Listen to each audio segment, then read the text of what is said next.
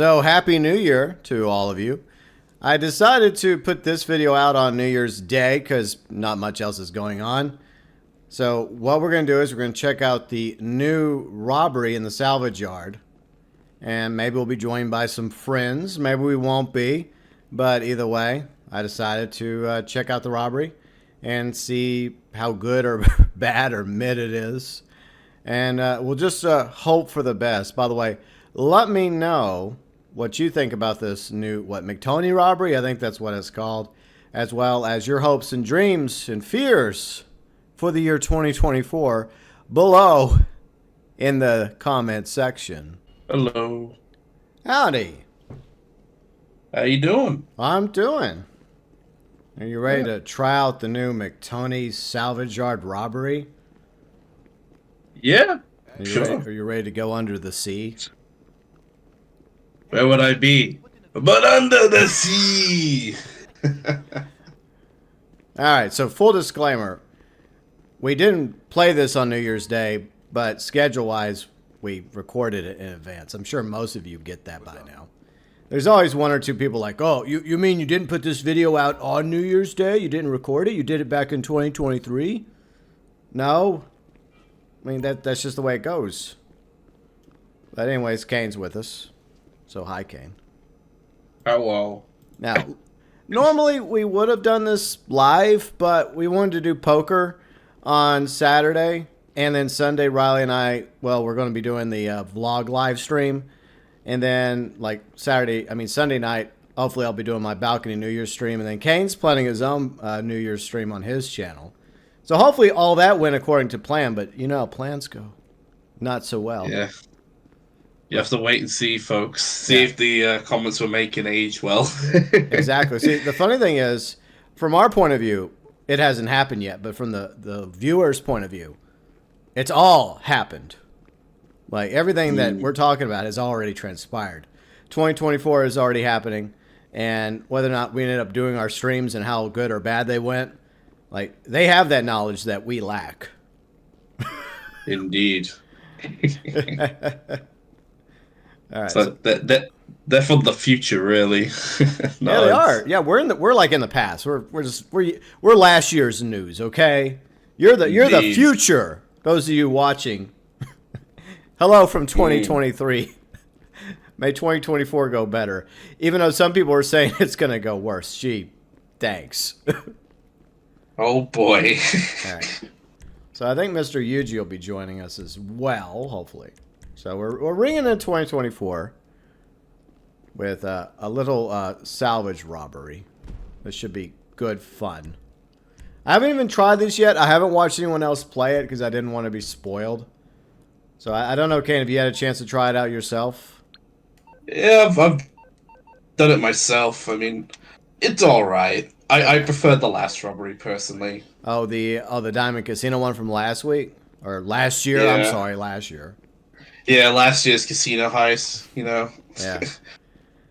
All right. Well, we'll see how it goes, but hopefully it's not terrible. But I don't expect great things from this, to be honest. I really don't. All right. So yeah. I guess you and I will go ahead and start. I'll just invite you, and then we can do the usual the scoping and the tasks and the preps, and then eventually we'll get to the robbery itself. Okay.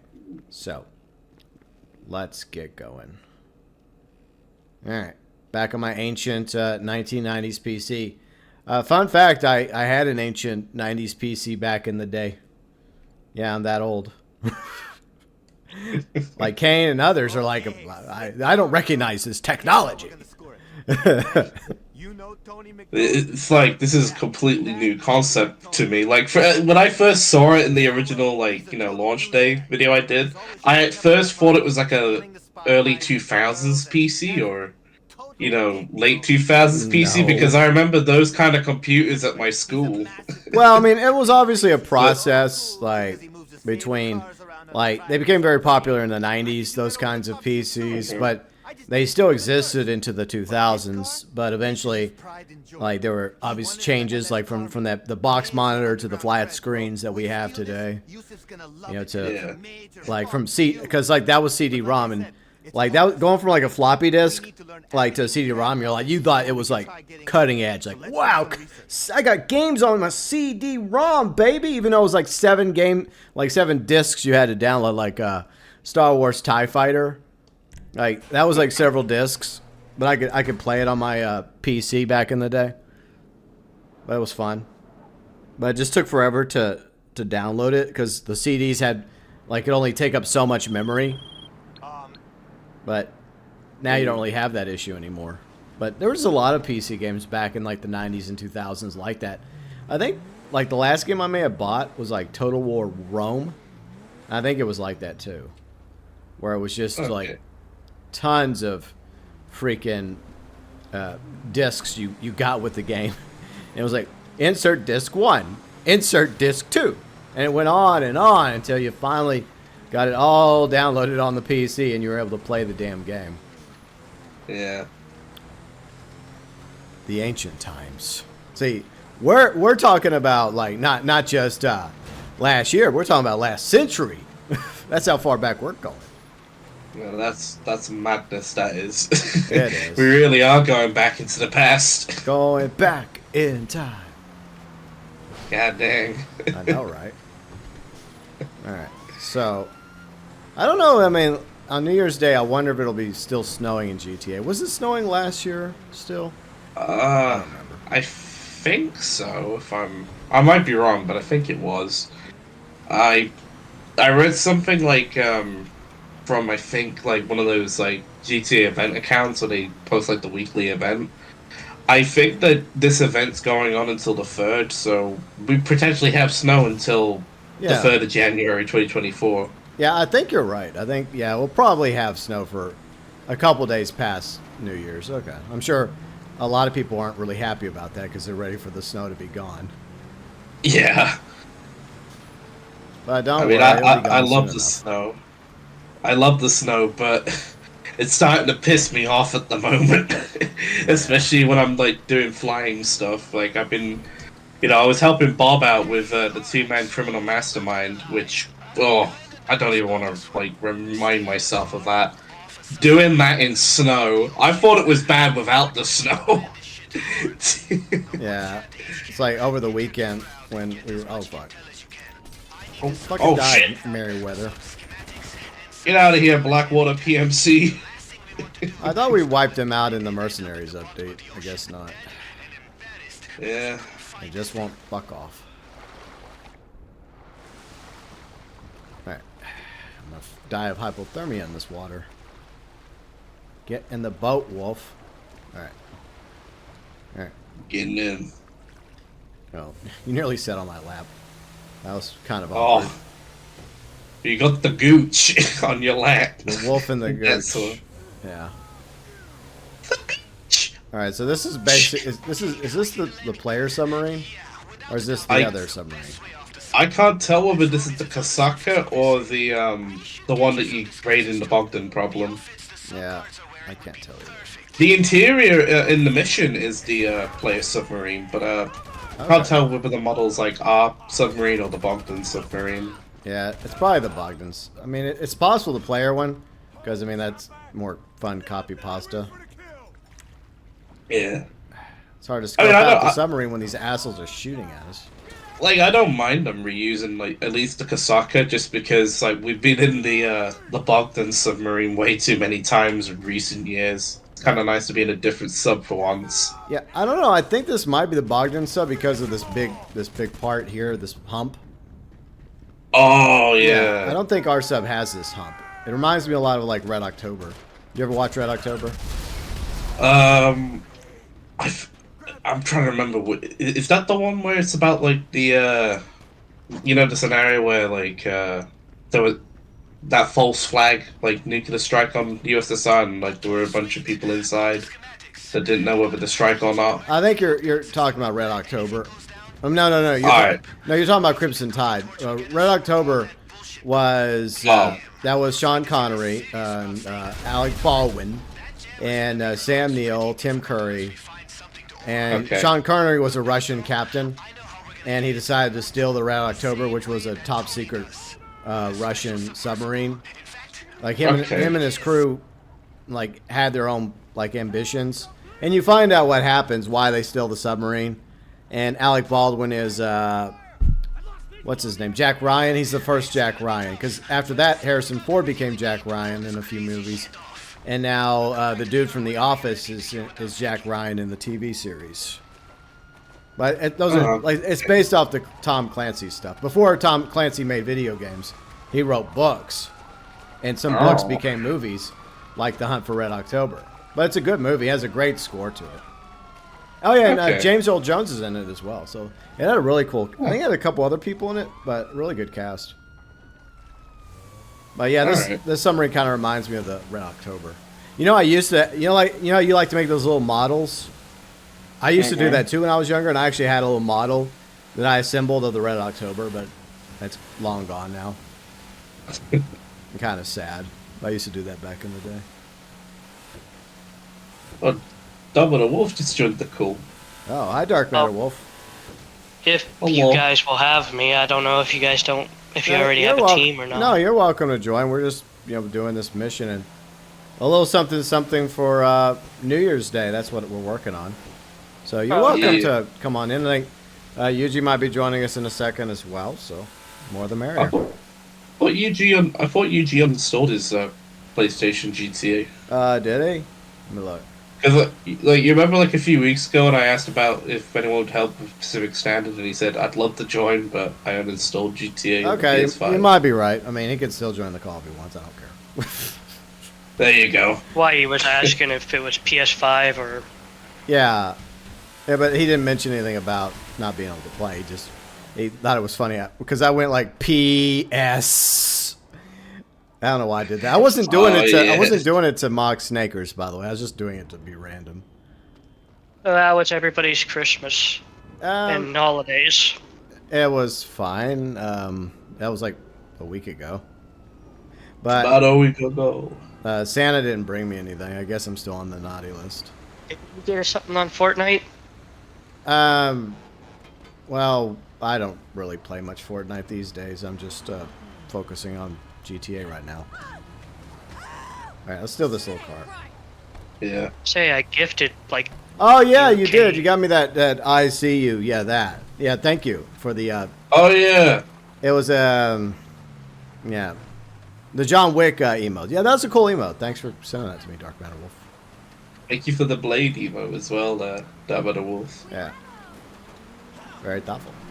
But, yeah, I mean, I still do play Fortnite. It's just that I don't play it as much unless Riley and others force me to play. Usually I'm just minding my own business, like making videos. We should play Fortnite instead of doing this mission. No, I want to do this because I want to check out the thing. I want to see how it goes. Even if you already done it. Like I've been wanting to do it for days and I haven't been able to because I've been so busy, like this last week of 2023. So. That's all good, man. We're getting back on the saddle, as they say. Yeah. All right. Time to get back to work. Yep. Back to work. All right. So, I mean, that was standard nonsense, the scoping stuff. What else is new? All right. Let's continue, shall we? All right. All right. I sent Dark Matter Wolf an invite to the server, by the way. Cool. Tony, submersible, sonar equipment, disrupt weapons. I always do the optional stuff just to, I guess, better safe than sorry, even if it does drag things out. The good news is we don't have that many tasks. We have 2 primary tasks, security outfits, cutting torch, then masks. I always get the mask too. So we'll just go ahead and go after the submersible, and then we'll just add Dark Matter Wolf once he gets into the lobby. Yeah. So let's keep going. All right. All right. All right. Let's roll. Oh yeah, I forgot I had a bounty on me because, like, I needed to borrow a truck, and somebody wasn't happy about me borrowing their truck, and so they put a bounty on me. I don't know why. That was rude. What? Why'd they put a coconut flavored chocolate bar on your head? I don't know. I mean, Nice. I would have given it back. It's not like I killed him or anything. I just grabbed him out of their vehicle. It's just my way of saying, hey, can I borrow your truck real quick, good sir? I don't know why they would take it the wrong way. Yeah. But anyways, you know, it's just another day in GTA. But yeah, $700,000. Whoop-de-doo. And you're about to become a billionaire with that kind of money. I know, right? Alright. Back to Elysian Island. So we gotta get the McTony's submersible. So he was in the contract, right? He was referenced in the contract. Oh, okay, okay, because that was like 2 years ago. Was he the one that was doing the crypto thing, or at the Playboy Mansion? Was that him, or is this somebody else? No, that was someone else. Yeah, that was like 2 years ago, Rockstar. I don't remember. I don't remember. Okay. Alright, we'll get Dark Banner Wolf in after this mission. Alright, so what do you think we should do? Should we just blow them all up? I guess. Yeah. Alright, let's push. There we go. Bringing in the new year with some explosions. Holy... How the fuck? I was behind this thing. Like, how did they do that? Oh, you got fucking rapid fire. I don't know how they fucking hit me so hard because I was behind this crate the whole time. Oh, high ground. Okay. Fuck, they pulled an Obi-Wan on us. Assholes. Yeah.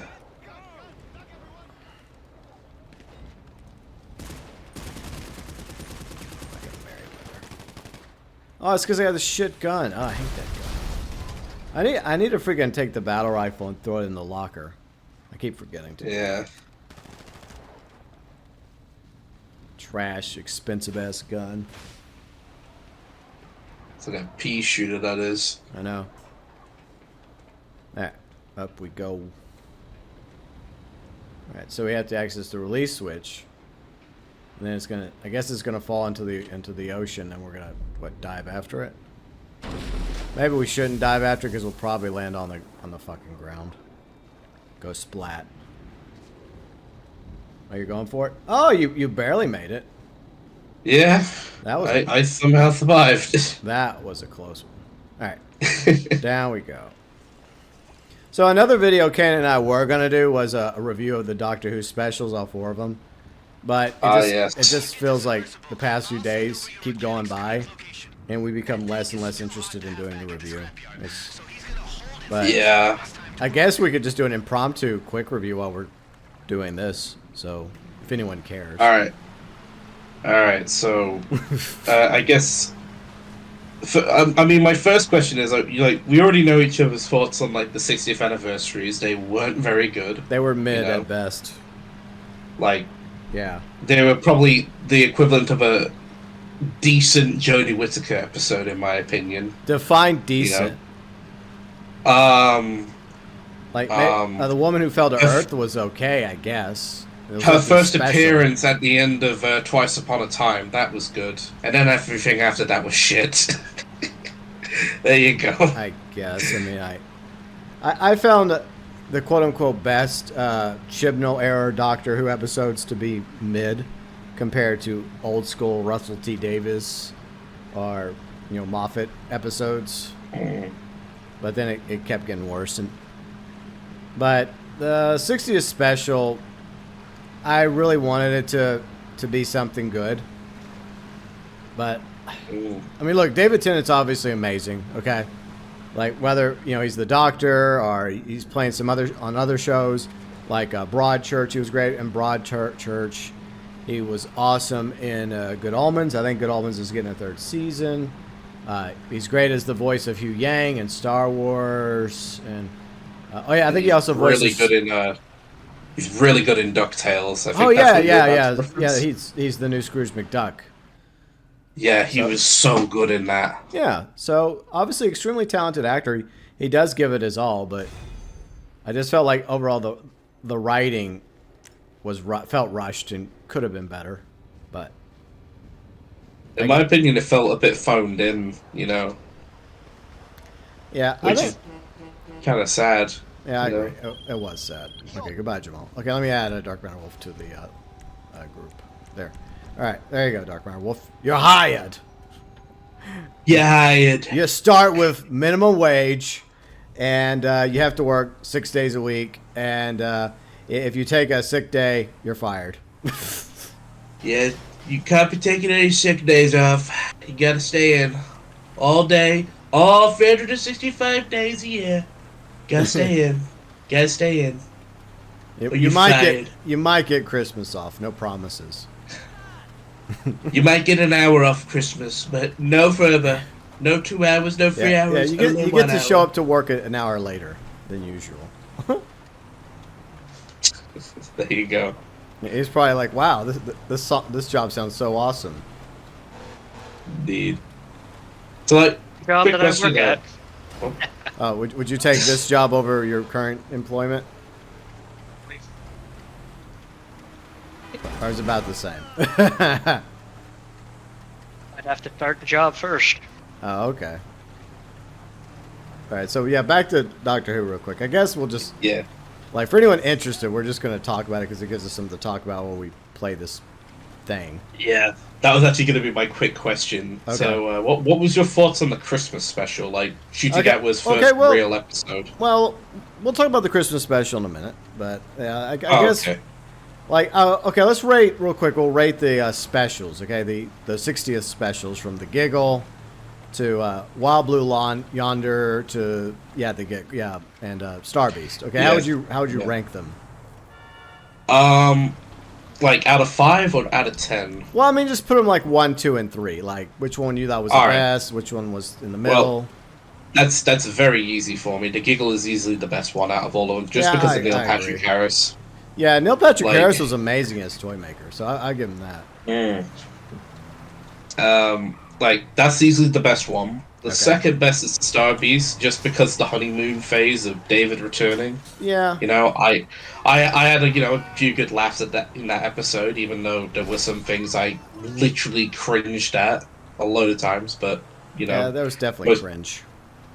Yeah. I mean, I like the one gag where he was, trying to get into the cab, and he used like the I can't remember what the ID thing's called. Well, I mean, and it was still up to like the 13th Doctor and not the 14th Doctor. I thought the little gag. The telegraphic paper or the telepathic paper. Yeah. Yeah. Yes, I think that's what it's called. Yeah. And it said, Donna's husband says, "Oh, it says Grand Mistress here," and he's like, "Oh, catch up." Yeah. I thought that was pretty funny. Yeah. That actually made me chuckle when I was watching it. Yeah. And while Blue Yonder is easily the worst out of all 3 of them, it felt like a really weak Russell T Davies episode, incredibly weak compared to out of all of the specials. Fucking business battle. Ugh. Anyways. Oh, is it? Oh, it's just a Foundry. Okay. Yeah, I mean we can ignore it. Fortunately. Okay. But yeah, that's how I rank it. Like Giggle, Star Beast, then Wild Blue Yonder. Yeah, I think I feel the same way. I mean, with Starbased, there were things I liked about it, but I also feel like it was rushed. I think one of the big issues is the fact that the show should have been a full season, not 3 specials. But I guess that's the best David would do. He's like, hey, I can only come back for like 3 specials. It's about it. But I think with the problem with the Toymaker is I think that he should have been the looming threat throughout the specials. With the whole mystery of Bad Wolf in the very first series of Doctor Who that Russell T Davies ran when he brought back the show in 2005. So, but I do agree. I think it was rushed. And the whole crapping on men at the end, that's what really irked me. Like, I don't have a problem with trans people. I'm totally cool with trans people. I'm all about equality. But I don't like men being crapped on.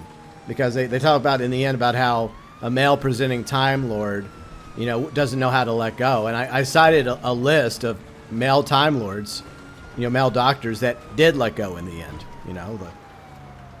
The first Doctor ultimately lets go because of old age.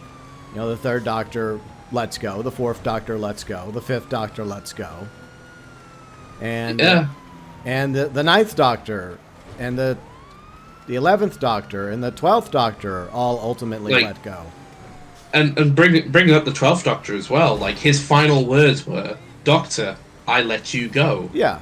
Like, he didn't want to regenerate at first, okay, but in the end, he accepted his fate, you know?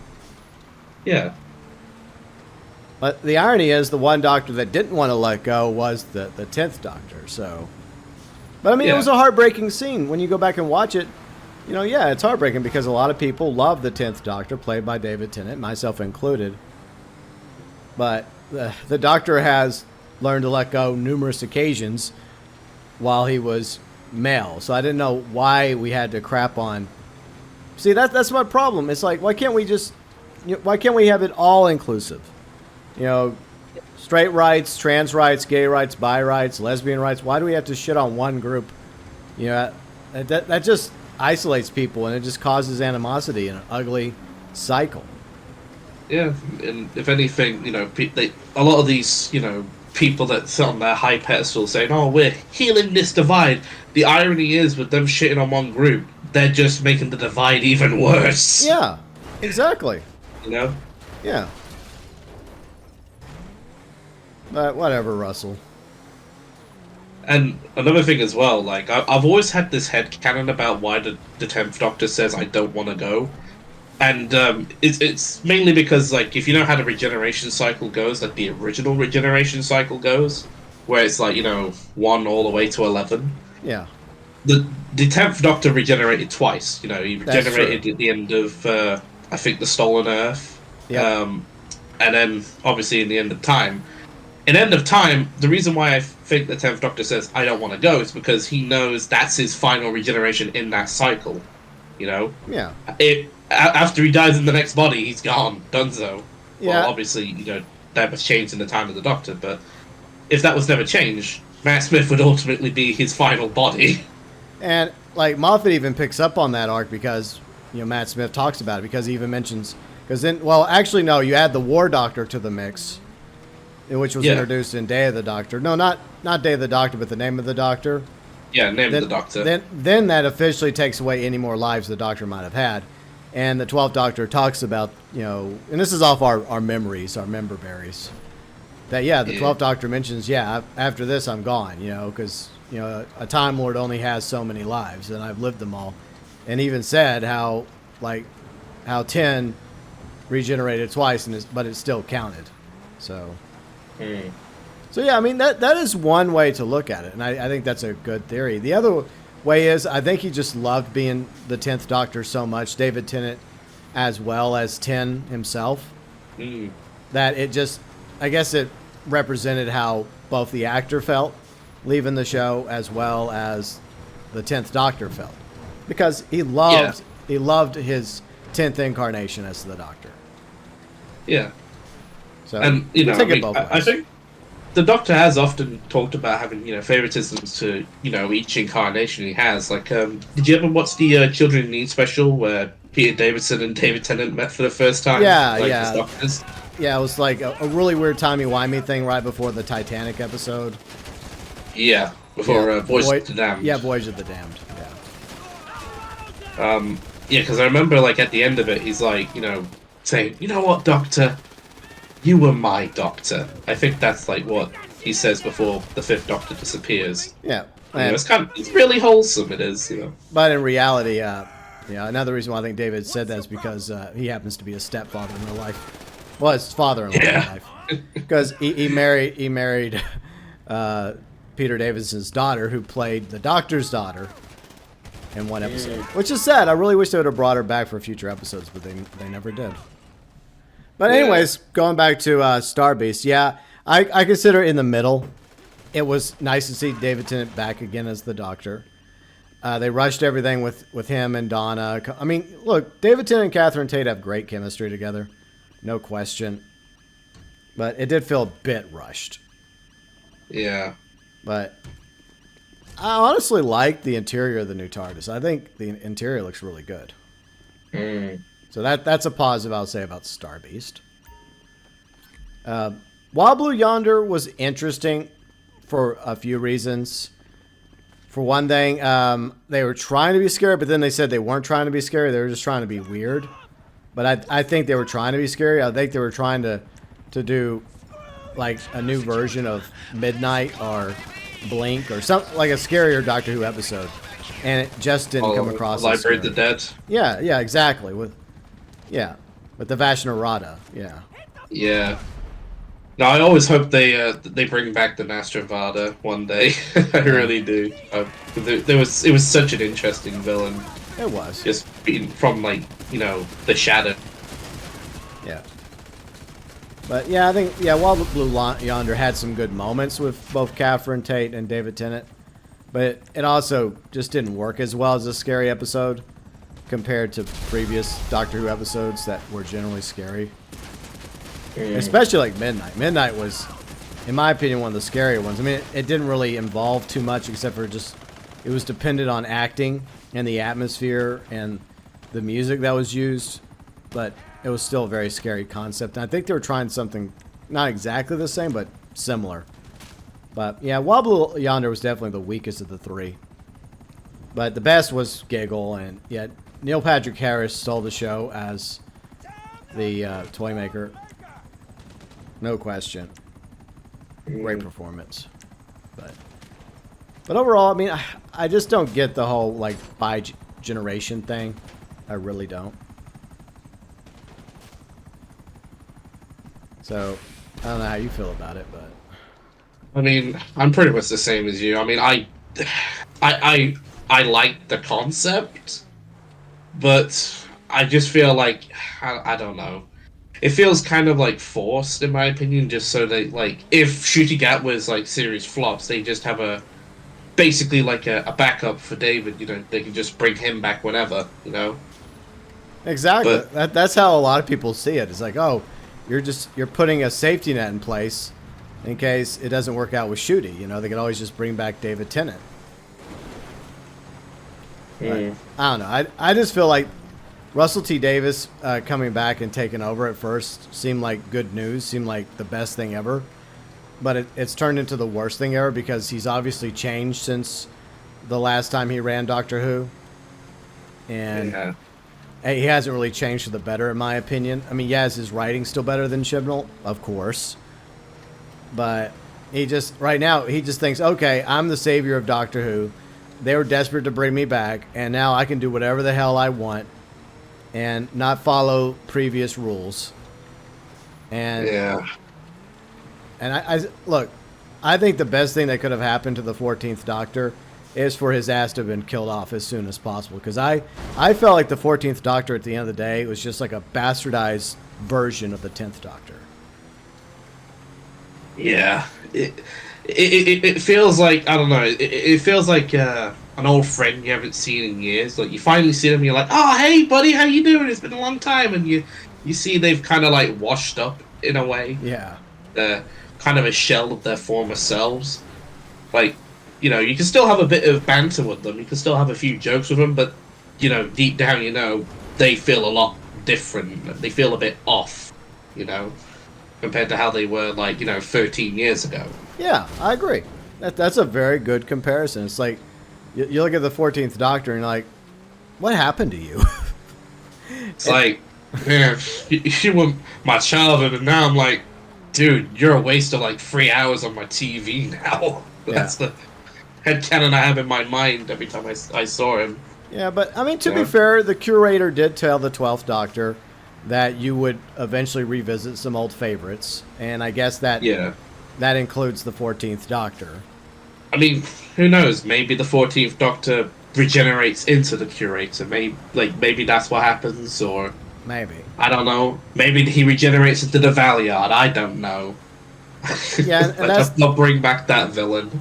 Yeah, I don't know. I always thought the Valeyard was an interesting concept. I mean, that's going all the way back to like Trial of the Time Lord with Colin Baker, which you met in real life. My man Colin Baker. Yeah.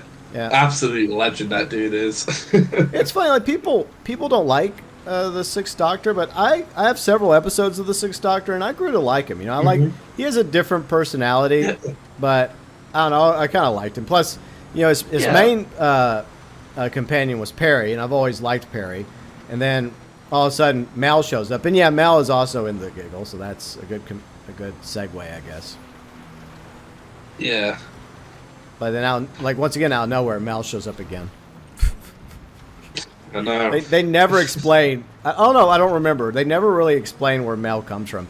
It's just one moment during the trial of the Time Lord. They think Perry's dead, and then another scene. The doctor is like getting some exercising and drinking carrot juice by Mel, who's his companion / personal trainer. Yeah. I mean, now we're mentioning bloody carrot juice. I'm still annoyed for until Big Finish came along. For the longest time, the last words, the last official words of the Sixth Doctor was carrot juice, carrot juice, carrot juice.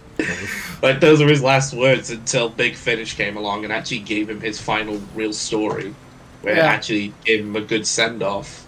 Yeah, it is sad that the way they killed off the Sixth Doctor, because they were done with Colin Baker, but Colin Baker, I guess he wanted at least a final bow as the Sixth Doctor, but they're like, nah, just come back for 5 minutes and we'll kill you off. And he's like, well, I don't want to just come back for 5 minutes. I'll come back for a couple episodes, and then you can kill me off for the 7th. But they wouldn't even give him that. And so they I remember a few years ago talking to him about it when I met him at that Comic-Con. Yeah. And he said I mean, obviously he didn't go into full detail about it, but he said, well, he wanted to return, obviously for at least maybe a season or two, or just a season, to have a proper dignified send off, and then he'd go. And obviously, I think John Nathan Turner, I think he tried to pull some strings, but ultimately in the end it led to the infamous phone call that I think some people might know of, where basically he was told, sorry Colin, you gotta go. Yeah. It's just a sad reality. Yeah. I just think I don't really think it was Colin's fault. I think it's just the show was showing fatigue, and the BBC was cutting down on the budget. It was obvious. If you look at the prime of Doctor Who in the classic era, it was 70s was top notch with the third and fourth Doctors, but then it started going downhill after that budget wise in the 80s. Yeah. But yeah, I mean it was okay to see Mel again, but she's never really been a companion I particularly cared too much for. But getting back on topic, and I know we're just goofing off in GTA doing the salvage yard mission. Some of you probably don't even care, but it's okay. The giggle was definitely the best of the three because of Neil Patrick Harris. By generation, I feel like that's a disservice to Chudi's Doctor, the 15th Doctor, because I do like the idea of the Doctor accepting that, he does live multiple lives, but when one life's over, it's over, and you have to be willing to face death. And, if every ending comes a new beginning. But the problem with the bi-generation thing is, I mean, it's a cool concept in one way because they could always do specials with the 14th Doctor. So, that's a thing. But then you still have two different Doctors existing at the same time. And the question is, which one is the real Doctor? I mean, I guess they both are. And then, there's a few comments that Russell T. Davies made that I think we should address in a minute. But one of them is about the whole bi-generation thing. He's like, oh, well, what if all the Doctors did this? And they all had versions of themselves and versions of the TARDIS. Well, that causes even more issues, Russell. Yeah, I mean, especially with some of the Doctors that obviously sacrifice themselves. Case in point, Peter Davison. He sacrificed himself. The Fifth Doctor sacrifices himself to save Perry. Yeah. So if he bi-generates, to stay alive, and obviously Colin Baker then runs around to who knows where. So what was the point in the Caves of Antarazi or whatever that episode's called? What's the point of him? Yeah. Sacrificing himself then, or the Third Doctor, where he faces his fears. He faces his fears just to wake up in a laboratory. Again, what's up with that? Yeah. Yeah, it doesn't really work for most Doctor Who fans. I mean, I guess as long as they make this like a one-off thing. But the problem is you open the door for this to be done again and again by future showrunners. And then it makes it even more confusing, because eventually is the 14th going to regenerate, or does the 14th lose his ability to regenerate? Does he just simply die? But like I said, it goes back to like, okay, is the 15th Doctor actually a real doctor? Like, I don't know. It's just crazy how it could go. But anyway, speaking of the 15th Doctor, I guess we should talk about the 5th. Sorry about that. Oof. That's alright. You got the way that missed. I didn't even expect that to happen. I've never seen that happen before. Well, I was aiming at a target and you flew right in front of it, so yeah. Sorry. But I thought that Chudy did a good job in his first official episodes running solo in the special, the Church on Ruby Road, and I do like the new companion, Ruby Sunday. So, I mean, I wouldn't say it's the best Christmas special. It's far from the worst. I feel like Chudy manages to evoke some chemistry, which I don't think Jodie was ever able to do throughout her run as the Doctor. Even if she may have had some moments, yeah. I did not really buy her being the Doctor. And it has nothing to do with her being a woman. Bear in mind, I was open-minded to the concept of the Doctor being whatever, male or female. But what it really came down to is an actor or actress that had the charisma and the personality to pull it off, you know, and I just don't think Jodie did. But with Chudy, yeah, I could see him as the Doctor. Yeah. And, like, you know, like, I remember watching it on Christmas Day with my dad, and for the longest time, I think it was, like, after Peter Capaldi left, my dad was just not interested in Doctor Who because, you know, he liked David Tennant, he liked Chris Eccleston, like, those were some of his favourite modern Who Doctors. I mean, he grew up, you know, on, like, Tom Baker and Peter Davison back in the 80s. Yeah. And, you know, he'll always compare, like, you know, any other Doctor, you know, in modern day to them too, you know, because those were, like, his favourites. Yeah. But, like, he really enjoyed it, surprisingly. Like, he didn't enjoy the 60th specials like most of us didn't, but yeah, when he watched, like, the Church on Ruby Road, he really, really liked it, which was very surprising, you know. And I also got to say this, I really liked the song bit where the 15th Doctor was singing. Yeah, I didn't really feel that. I mean, I don't know. I mean, that's just a disagreement we may have. The Goblin song, I didn't really care for. Like, people go both ways. Either people liked it or people didn't like it. I was in the didn't like it category. I mean, I didn't like the Goblin part of the song. Okay. I loved the Doctor's part of the song, though. You know, where he and Ruby are, like, doing a little song. Yeah. You know? That's the part I liked. Yeah, I mean, that part was the second part, I guess, was better because they were singing, you know, how they felt about the goblins and their plan. So that went okay. But like, I don't know why. Like, it's something you never really expect in Doctor Who, and it's something, like, for me at least, it's something you didn't know you wanted until you see it. You know. Well, I mean, every Doctor brings something a little different to the table. Like the second Doctor had his recorder, and you know, the 12th Doctor had his guitar. Yeah. So yeah, I guess the 15th Doctor just likes to sing. There you go. I can see the 15th Doctor, the 12th Doctor, and the 2nd Doctor starting a band now. There we go. There you go. That's my headcanon. Nice. But overall, I thought it was a much better official intro to the 15th Doctor than what we got with the 13th Doctor.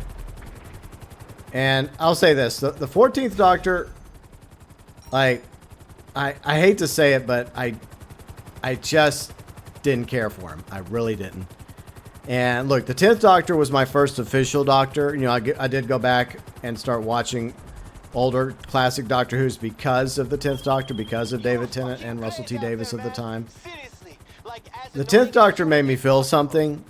The 14th Doctor made me feel nothing. But the 15th Doctor, made me start to feel a little again, you know, when it came to the Doctor. Yeah. So, I guess that's an easy way for me to explain my feelings towards, like, and the comparison. Like, in my opinion, I would have just preferred it if Jodie just instantly regenerated into Shooty, if we knew how bad, like, you know, like, bringing back David Tennant would have been. And you know, again, it's not a diss towards David. I love that dude as the Doctor. He's easily, like, my favorite out of the modern Doctors, you know, like, you know, it's, like, Modern Who, like, my top 3 is easily him, Christopher Eccleston, and, you know, Peter Capaldi, you know. I love Matt Smith, but, you know, not as much as them 3 dudes. You know, they're really good. Yeah. But, you know, I think, you know, I really do think, like, Shooty should have just been there after Jodie regenerates and powered the Doctor, you know, instead of bringing back David. Yeah, I think the only way that bringing back David would have worked is if they actually brought him back for a full season, you know, allowed that story to flesh out a little bit, and then make the antagonist still the toy maker, but have it to where he's been meddling throughout the entire arc, and then in the end, the Doctor regenerates from the 14th to the 15th Doctor in a battle against the toy maker. But yeah, I kind of feel the same way. I would have preferred it if they would have just went straight to... I mean, at first we thought that's what was going to happen, that, you know, because a lot of us thought that Shooty was going to be the 14th Doctor. But, you know, plot twist, he wasn't the 14th Doctor. It was David Tennant. I mean, I remember, like, seeing those leaked photos where, obviously, there was filming in the UK for The Giggle, I think it was the episode that ultimately came out of those leaked photos. Yeah. And originally I just thought, oh, they just gave the 10th Doctor a brand new outfit. That's kind of cool, you know? Yeah. But then, you know, realizing, oh, it's the 14th Doctor, I'm like, oh, okay, this is kind of cool. Yeah. And then, you know, finally watching the 60th anniversary, it's like, no, don't bring him back. I would have preferred if he died at the end of Time Part 2. Don't bring him back just to butcher my boy, you know? Yeah. Yeah, unfortunately, I don't know. I mean, on one hand, it's weird because I look at it from both points of view.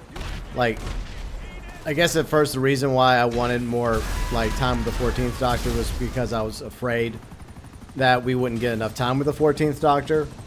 But I guess, like, Russell T Davies does solve that problem with the bi-generation and allows opportunity for more 14th Doctor stories, whether it's specials or even Big Finish. Mm-hmm. But when it comes to, like, this whole situation, I would have rather them just stuck with Shooty and just given Shooty a chance. But, you know, it is what it is. But what other controversial stuff did Russell T Davies say that we found interesting?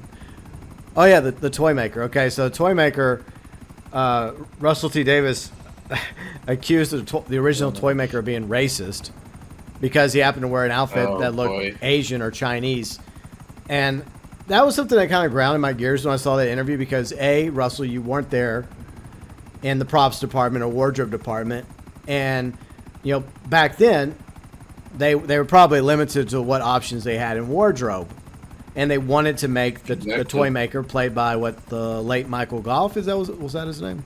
Yes, Michael Gough, the guy who played Batman in the 1980s. No, he played Alfred. He didn't play Batman. I mean, I was saying like he played in the he played Alfred in the 1980s. Yeah, he played Alfred Pennyworth in Batman's Returns. He also came back in Batman Forever as well as Batman and Robin. But I loved him as Alfred.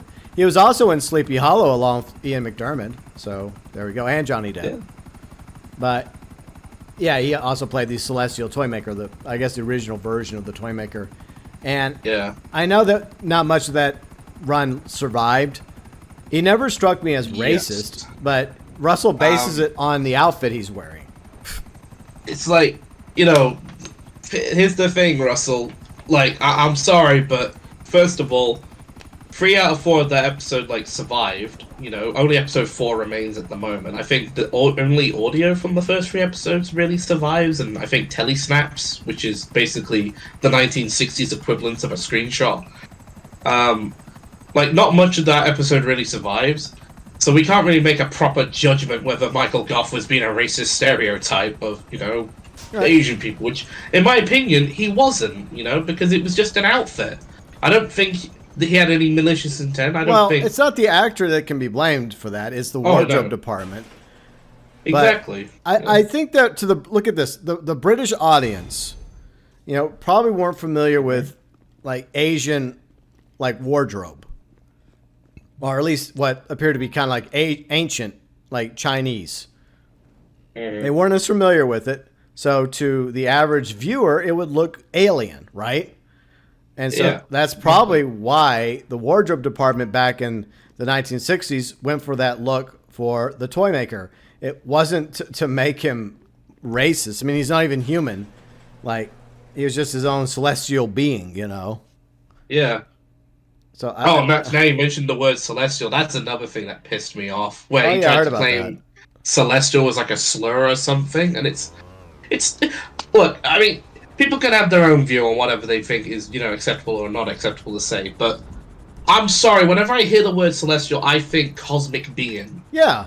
I don't think same thing. I don't think a racial slur towards Asian people, because, like, one of my friends I know in real life, they're Asian, and they said whenever they hear the word celestial, they just think of something like, a space being or something, a cosmic being. Yeah. Like, and I think even in some old Chinese texts, I mean, correct me if I'm wrong, but I think they often mention something like, like a celestial dragon or celestial beings or something, in old Chinese texts. Yeah, I mean, you could make the argument that the word celestial does come from ancient Chinese culture or Asian culture, but I still see it the same way, is that it's not meant to be racist. It's just describing a being that's non-human, non-corporeal, something beyond our understanding, just like with the toy maker. Yeah. So no, I don't see that as racist. I mean, is it possible it may have been used as a racial slur back in the day? Maybe. I don't know, but I don't see it that way. Yeah. But I just think that it was kind of silly that they made this version of the toy maker low-key racist when he's not even fucking human.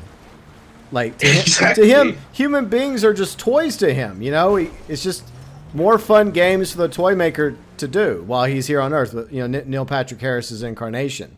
So you didn't have to make the toy maker racist, like, because he's not even human.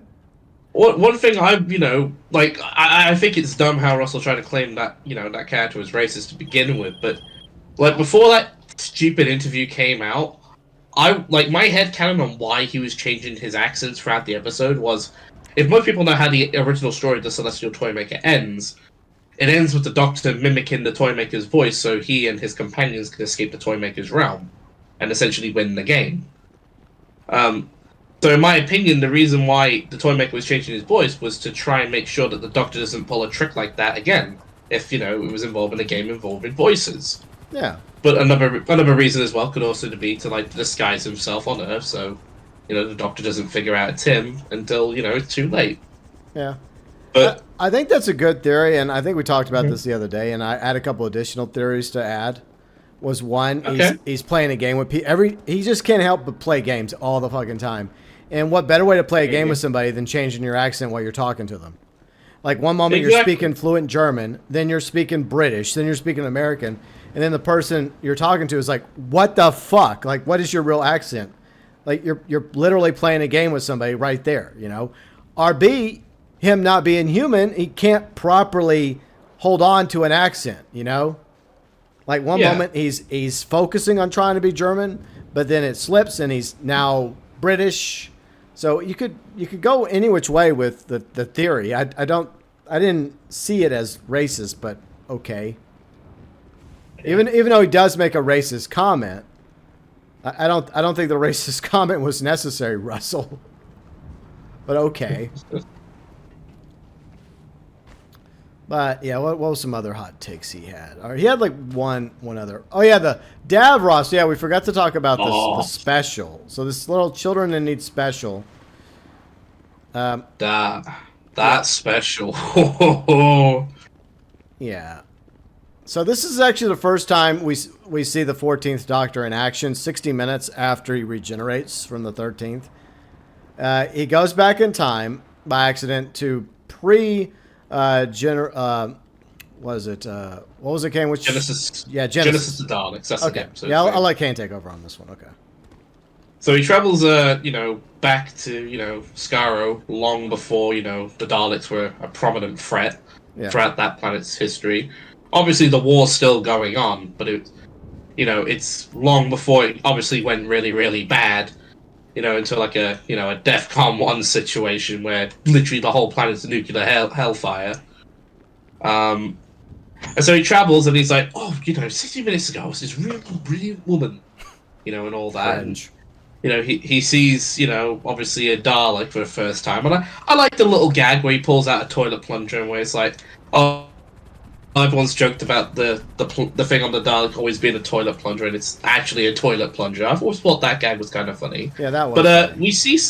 we see someone we haven't seen since I think the second Peter Capaldi season, Mr. Davros. Yeah. And this is before obviously he is scarred. He looks a little different. He's finally walking again, which is kind of cool. Yeah. Seeing him before Genesis of the Daleks, But, Russell has the brilliant idea of trying to claim that this is how Davros is going to be going forward. And not only that, but also Davros was a really, really, horrid, thing to disabled people. He was basically, associating disability with evil, like his character was. Which I highly disagree with. Disagree with that statement. And, I remember telling my mom about this, and, a little fun fact, my mother, she has MS, and unfortunately, she can't walk properly. Now, when she was growing up, she always used to like Davros as a Doctor Who, villain. It wasn't her favourite, but she liked him. And, when I told her that's what Russell said, she says, has Russell taken some drugs? Is he on some acid or something? Yeah. Literally, that was her response. Is he on something? Well, at first, I thought it was a joke comment. at first. I thought it was a joke. And then I actually went to go watch the fucking interview. And I'm like, well, it wasn't a joke. He's serious. Yeah. I still remember, when we were talking about, the original comment, and you were like, nah, he has to be joking. And I'm like, no, he's being serious. I swear down. You can hear the tone of his voice. Well, when I watched the special, I guess it was before the whole interview came out with Russell T Davies about changing Davros.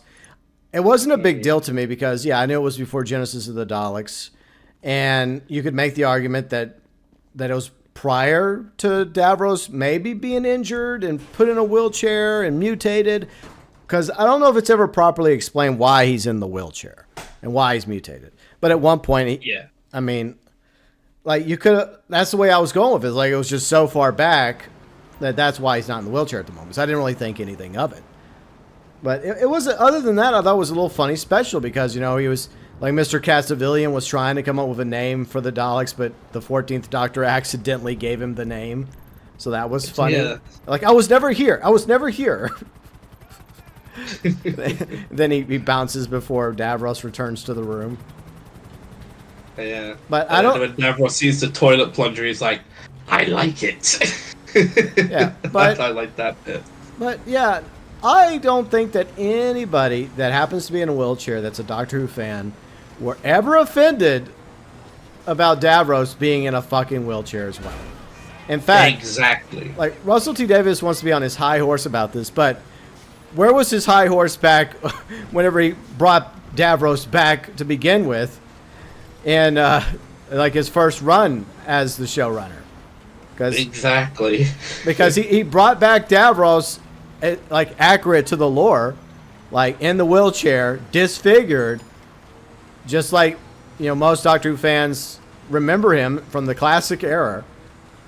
But he didn't seem to have a problem back then with Davros being in a wheelchair. Okay. Yeah. Yeah, but Russell T Davies wasn't the showrunner. Actually, he was the showrunner. So yeah, he didn't make he a was change the big then. boss. Yeah. Yeah. So Like, another thing as well. Like, I remember watching an interview as well. Like, he was trying to like, step on eggshells when he was like saying, "Oh, I don't want to like, diss any of the other showrunners that brought it, created Dab Russell, brought him back in several runs." My opinion on why he said that comment was just to save his ass when people would question him about why he brought him back at the end of season 4. yeah, It's like, come on, Russell. Come on, man. Come on, mate. yeah. So I mean, it was another change that Russell made that was not necessary, and it wasn't a change for the better. It just pissed people off. So I don't know what's because I know. So I think Russell T. Davis's husband was sick and died. At least I think he died. So maybe that had an effect on him between like the end of his first. I can check the wiki if you want. Yeah, you can do that. But like, I don't know what happened between those two like times in history when Russell T. Davis left running the show to when he returned.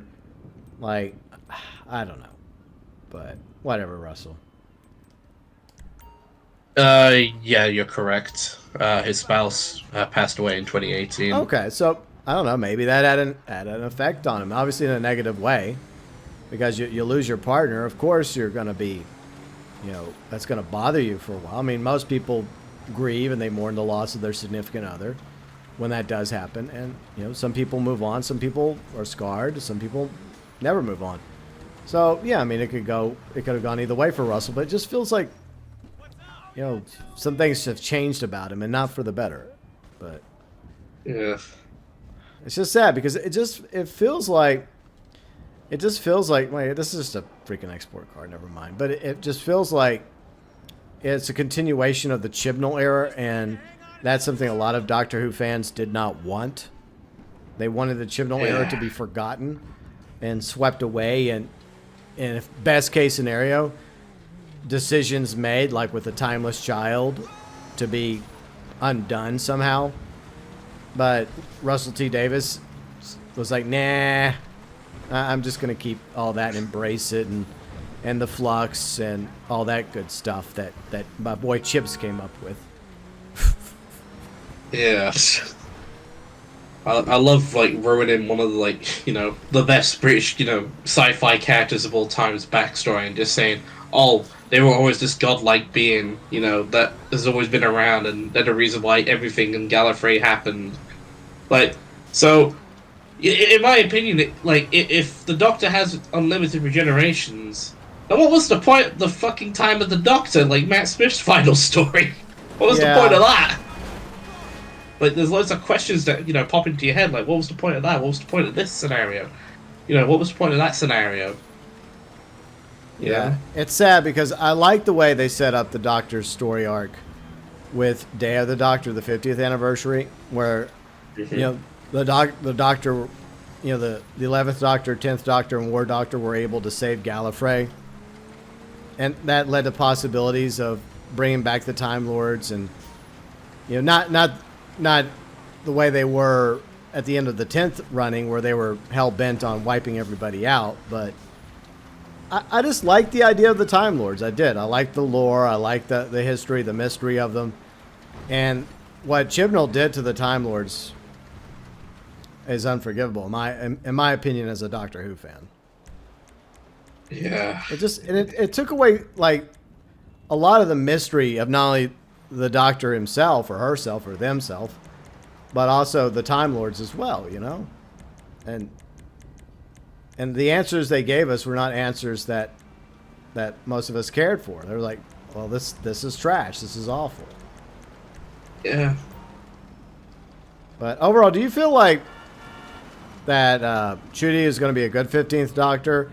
Do you have concerns about the new season, series, whatever the hell it's going to be? There are a few concerns I do have. Like, in my opinion, the Church on Ruby Road kind of brought me back in, just for a bit, because I was close to, just hanging up the towel after the 60th anniversaries. I mean, I didn't really watch that much of the Jodie era. I mean, I tried to watch it. I tried to give it a chance, but, after the Timeless Child, it was like, yeah, fuck this. I only came back to watch it when, Every Generation was going on. Yeah. like, I hope Shuji, has a good run, and I hope he does a fantastic job as the Doctor. So far from Church of Ruby Road, he did really, really good, and he's told me so far that yes, this guy is the Doctor. Yeah. He's got the charisma, he's got the character, he's got the comedy, and also, he has a bit of seriousness. Obviously, with one plot point that happens, towards the end of the episode, which I'm not going to spoil. Yeah, really we've been trying not to. point. We've been trying not to be too spoilery, even though there's been a little bit of spoiling. But Yeah, but it's he's very, very good, and I think he's going to be a very good Doctor, and it all depends on if Russell can just just let the stories go, let them do their thing, and not try and do any stupid crap like making Davros a normal guy, or saying that this cat is racist for the sake of it. yeah, As long as he just keeps his mouth shut and just says, all right, this plot point's going to happen, this is going to happen. As long as we get sort of a repeat of the original Russell T Davies run, I'm happy with it. yeah. But Plus, I like Ruby. I think she's a potentially interesting companion, and that's what you want. You want a good Doctor, you want a good companion, and hopefully the series gets better. Like, they're calling it season 1, but that's bullshit. It's not season 1. It's either series 14 or season 40. So I don't like the fact that they're calling it season 1, because it's now, I guess Disney's got a lot more to do with Doctor Who now. But fuck that. No, it's either going to be series 14 to me, or just go all the way back, because I think they should, and to say, hey, this is season 40. That's the way, there you go. in my opinion. But yeah, I hope that this brings back Doctor Who fans, but the problem is there's been a lot of additional damage done. No thanks to Russell T Davies, which a lot of us were not expecting, sadly. There's a plot twist, one of those anime plot twist betrayals. But audiences did leave the show. They came back because they thought Russell T Davies was going to bring back Doctor Who, and then he just does these knife stabs, like bam, bam, bam, bam. And yeah, it pissed off a lot of Doctor Who fans. So I just don't know if I feel like the damage might be done. I mean, we'll see. Maybe not. Maybe people will come back again, but anyways, I guess that's enough Doctor Who chat since we're in the final mission. Sorry, Dark Matter Wolf. We didn't mean to exclude you from the conversation. Yeah, sorry, man. But we were planning on originally doing this as its own video, but things kept going by, and we just kind of put it off and kept putting it off. So we're like, fuck it. We had nothing else to talk about in this. So I didn't want to. Yeah. But in a way, folks, you kind of did get your Doctor Who review from us too. yeah, kind of. Yeah, kind of, sort of. I did. Fun fact, I did actually jot down notes, but I think I mentioned everything I wanted to mention. Yeah, I believe I did. But if there's anything I left off, oh well. Say la vie. I mean, at the end of the day, it's a show, and I think there's more important things in the world to be torn up about than shows, and we find ourselves getting a little too emotional when it comes to shows and decisions made that anger us, when we have a lot of nastier things going on in real life that should be really what focuses our emotions. But escapism, it's just something we love watching and enjoy. And obviously, if you love a series and you have showrunners come in that do things that you don't agree with, of course it's going to upset you, because you invested a lot of time and, blood, sweat, and tears, and sometimes even money into the show by buying merchandise or buying DVD sets like I have. Yeah. So yeah, yeah, Riley told me about the amount of Doctor Who DVDs you've got. Yeah, and I'm not even British. Yeah. Man, that's one Doctor Who collection I'm intrigued on seeing one day, to seeing how many episodes you got. I've got quite a few. Like, I took a photo of the entire collection once. And, damn. But, yeah, I mean... Stingray? Huh? Yeah, I mean... I just saw... Well, yes, there's in the animals on the other ones. PS5 version and the Xbox Series version. See, there's dolphins. Yeah, it's dolphin divers. Yep, the dolphins. I still yet to encounter a shark, though. Yeah, I think Void Amy J. She posted like a short of her encountering like I think it was a bull shark. Oh, okay. Yeah, that's the one that'll aggro and try to kill you. Yeah, because there's hammerheads, and I don't think the hammerheads will do anything. But then there's also the bull shark, and that's the one that I wanted to encounter. Oh, bright stick by the way. If you want to turn on the I just did it. sauna. No, I'm going back to shore. No. Okay, sorry. I regret buying this thing whenever it came out. Like. Oh yeah, during Kyle. Yeah. No, this was a waste of money because a lot of people use the Torador instead for like a mini submersible ship. Yeah. Okay, I found the submarine. Let's get over there. I like the gimmick of this, but I mean, if you have a Torador or what is it like the Kraken? I think the Kraken's free, if I'm not mistaken. It's like crap, if you have those. I mean, yeah, it's crap, but I mean, you already have like something that's not like $1 million, you know, like being this. I mean, I know the argument is, oh, but the Torador's like free.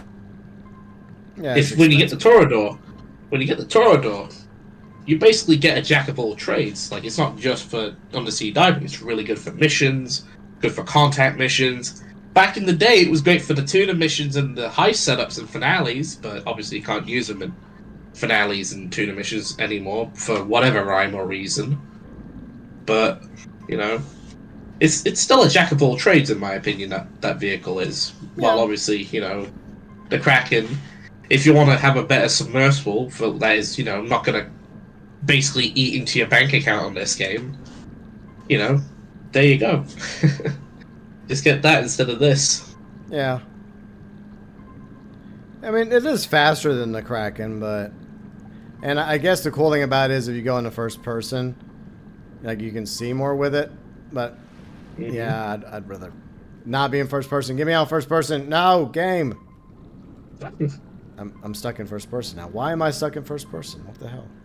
Are you still, like, have you tried pressing the button again? Yes, I've pressed the button. It won't take me out of first person. Oh, well. I guess we're in first person for good. Hooray. We're in it for the long haul, fellas. Yeah, it's not letting me go out of first person. Oh, that sucks. Well, maybe whenever we finally get out of this thing, maybe it'll let me switch back to third person, because I prefer playing this game in third person, but whatever.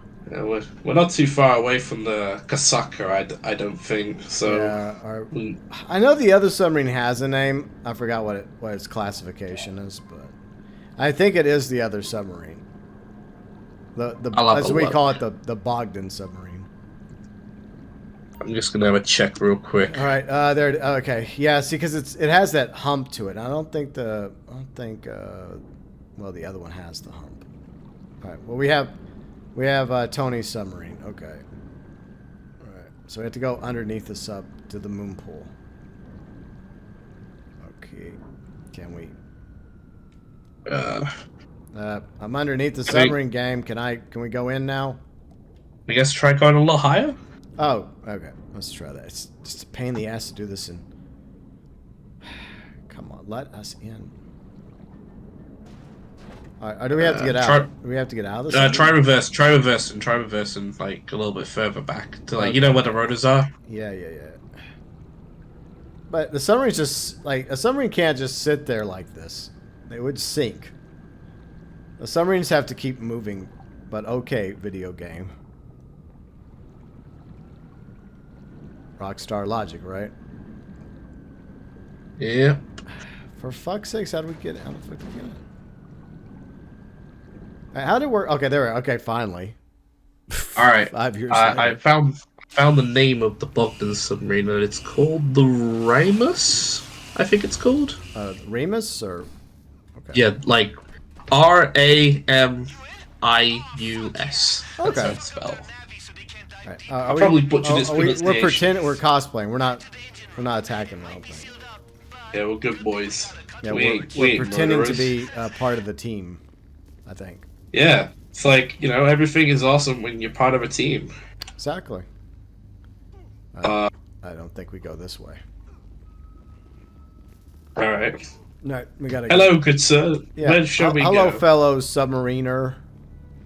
Yes, sir. We're one of you. Don't worry. Yep, we are. Okay, cutting towards. Okay, you guys may want to. They might get pissed about this. If they do, just relax them with a little vitamin D. It'll calm them down. Yeah, I'll put them to sleep. There we go. Just let them rest their weary souls. All right, so All right, so they haven't spotted us yet. Oh. Yeah, now they're going to. Yeah, I think firing out the suppressed gun might have pissed them off. Well, I mean, how else were we supposed to do this? Isn't that the way you disable this in GTA? I guess. I mean, I would have used a suppressed rifle though. Oh well, say la vie. Ah! Yeah. Freaking water. No, I can't get up. Fuck me. Alright. Alright, well, what matters is we did it. You know, I've thought about this in a realistic scenario. I don't know whether they would keep guns on a submarine, you know, because what if someone goes mad underwater, you know? Well, unfortunately, that could happen. Yeah, especially right now. Alright. Three guys are going mad with their M4s and their AKs and their battle rifles. Yeah. So we got to find the head of security. Okay. Alright. Alright. At the door. Yeah, I gotta put some weapons in there. There we go.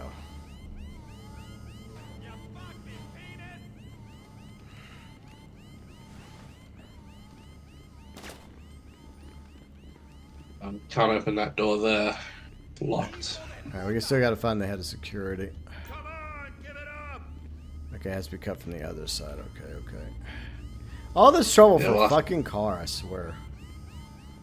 Yeah, shouldn't we be seeing, like, you know, the Torador here, or the mini sub, or even just the submarine itself? Well, the Torador is actually in the moon pool. I saw it behind the submersible when we docked. Yeah, that's what I was saying. Like, why aren't we stealing that and not some, you know, random car?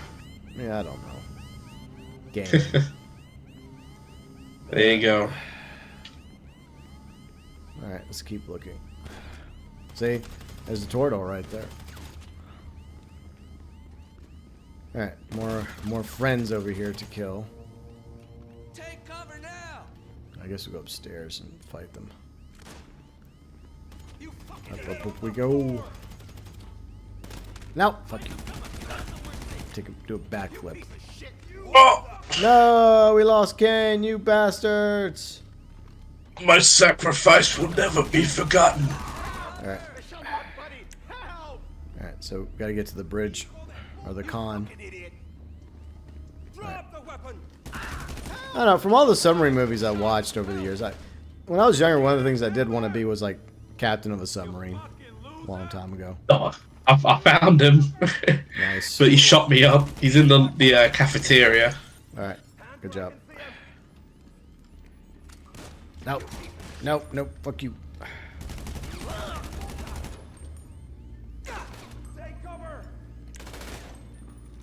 Alright, I'm fighting for the con. Get him, boys!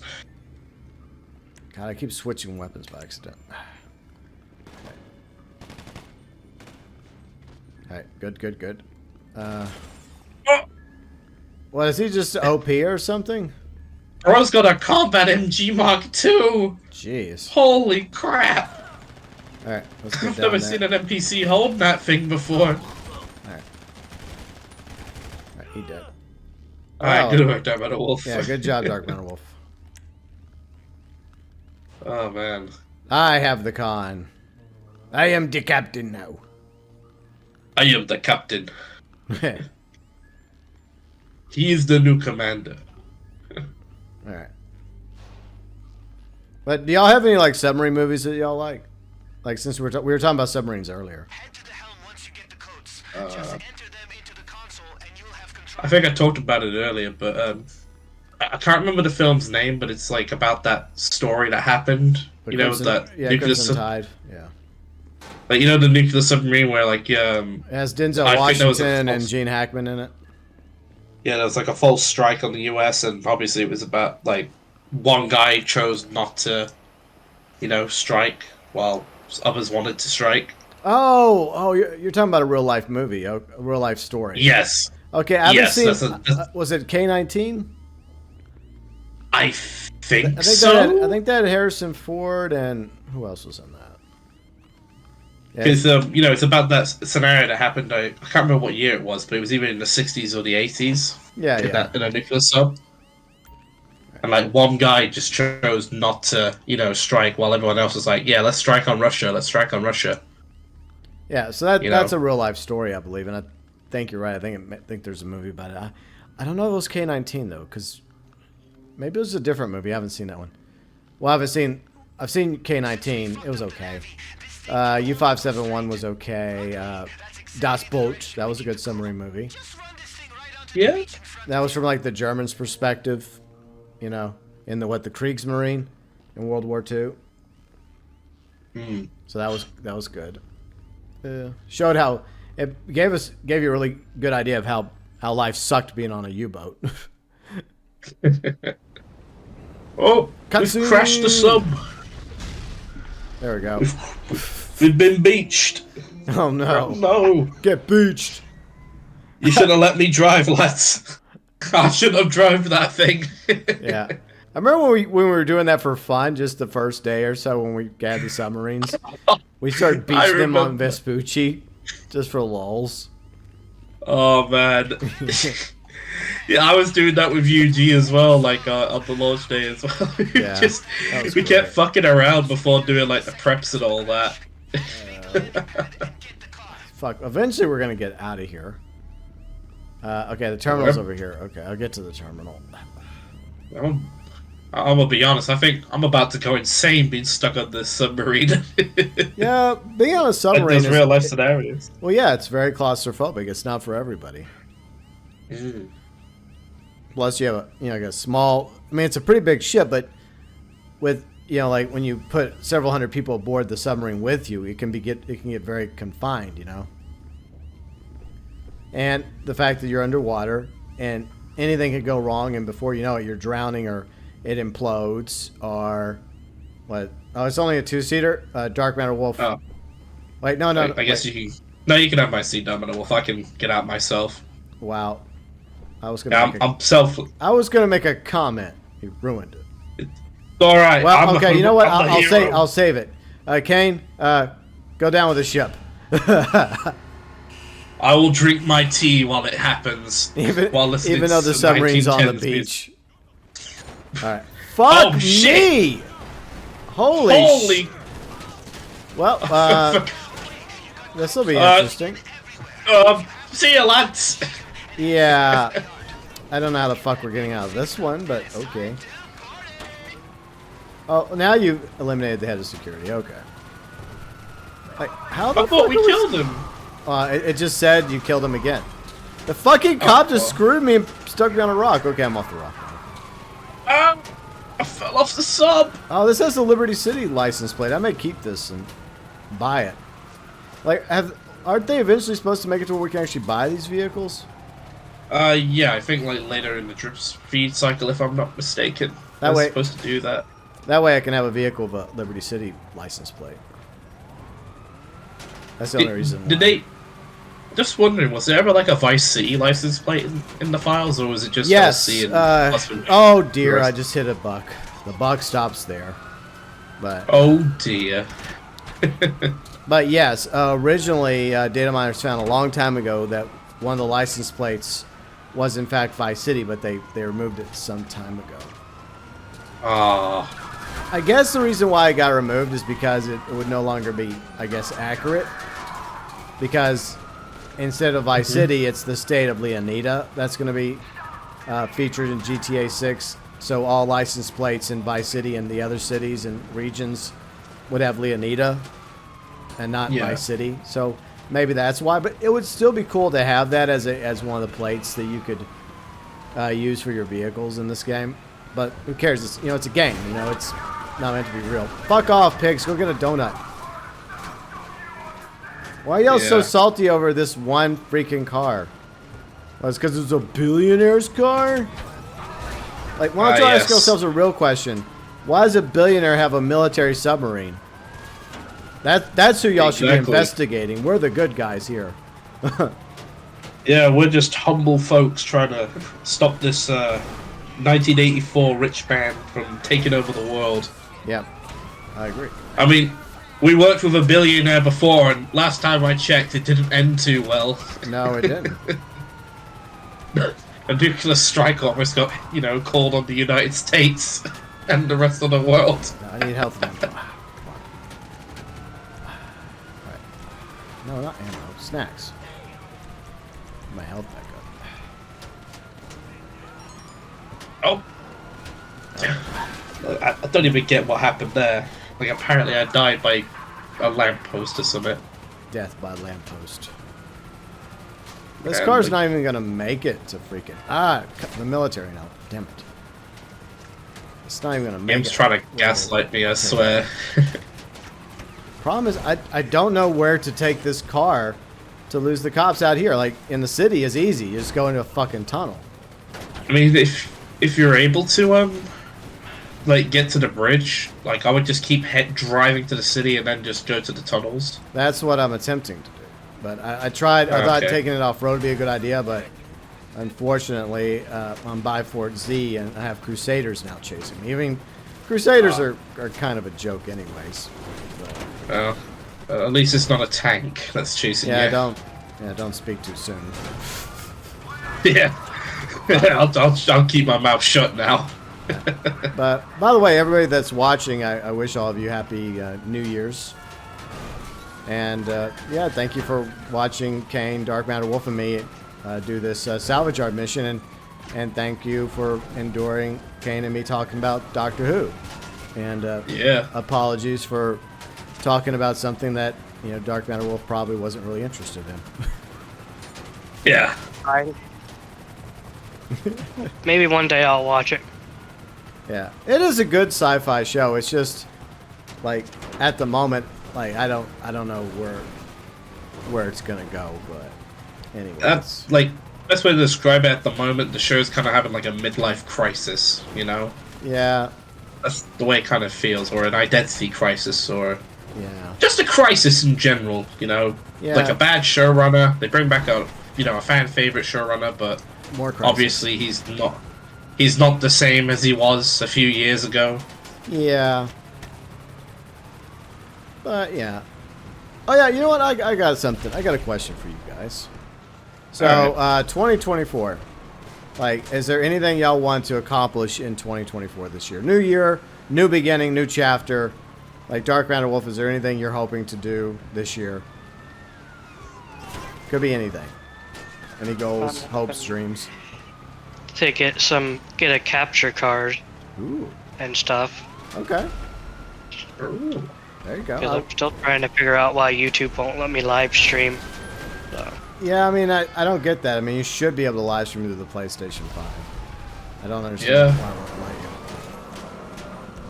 That's just really, really weird, because almost everyone else can do it. Kane can do it, Riley can do it. Our friend Red the 8-Bit Dinosaur can do it. Several others can do it. Yeah. But anything else you're hoping to accomplish in 2024, Dark Matter Wolf? A job, maybe. A new job, yeah. That wouldn't suck. Especially if you don't like your current job. So Kane, what about you? Do you have any hopes and dreams for 2024? I've got a few ideas. One is to travel a little bit more. Okay, that's a good one.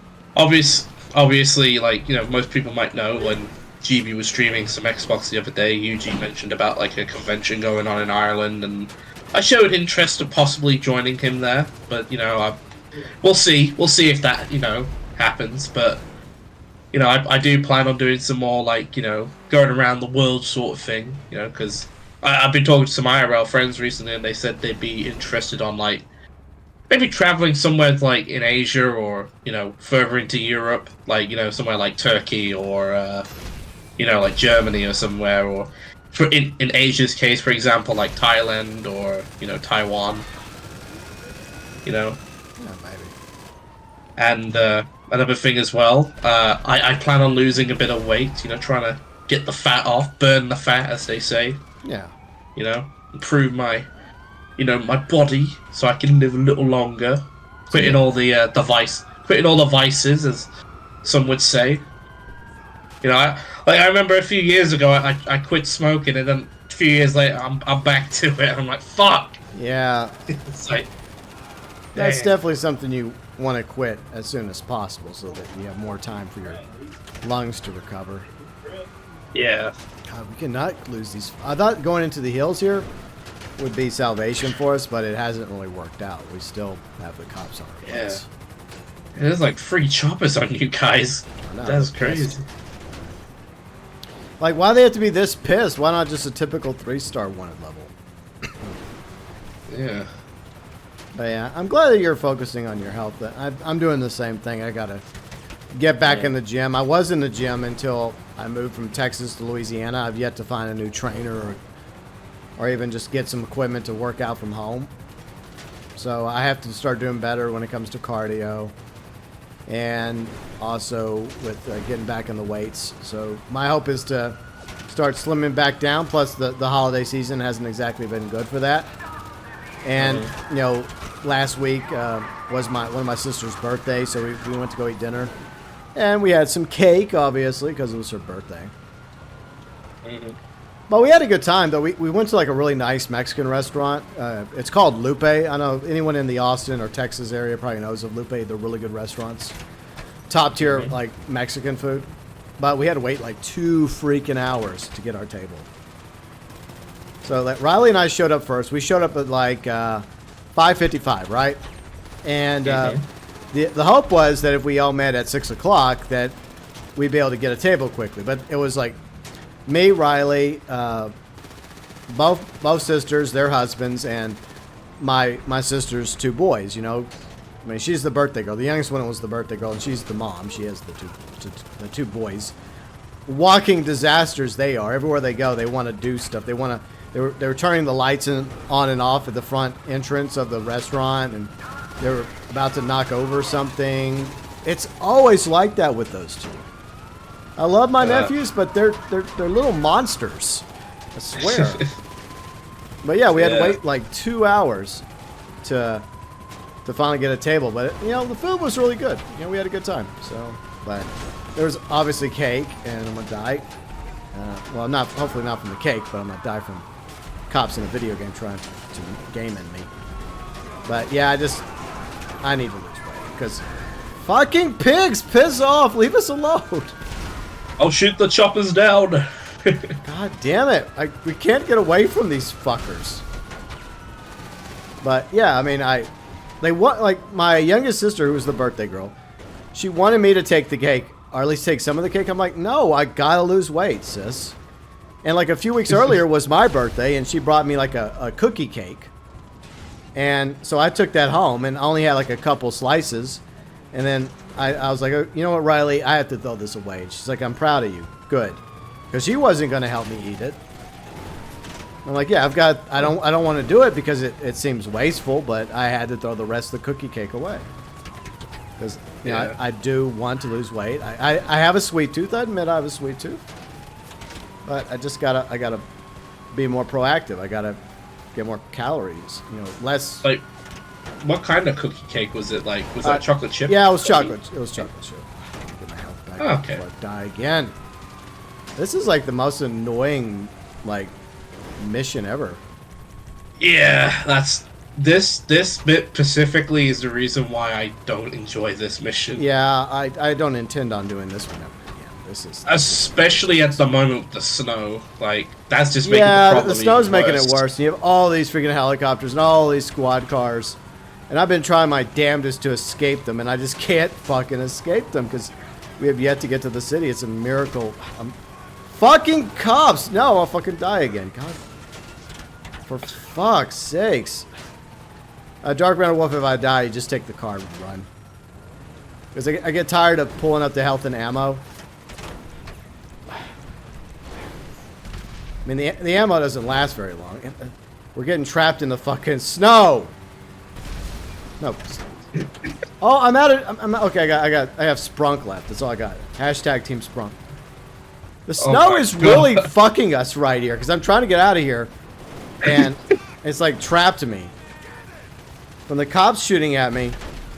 Okay, I gotta get the fuck out of here. But the problem is, I get out of here, I'll be. I think we're in Vinewood. Yeah, you're in Vinewood Hills. God damn, this sucks. This is really getting ugly. Yeah. Let's just hope this goes better than Schnaker's trying to play Super Mario Brothers. Oh god, how did that go? Well, it got very, very salty, and that stream only lasted like 2 hours.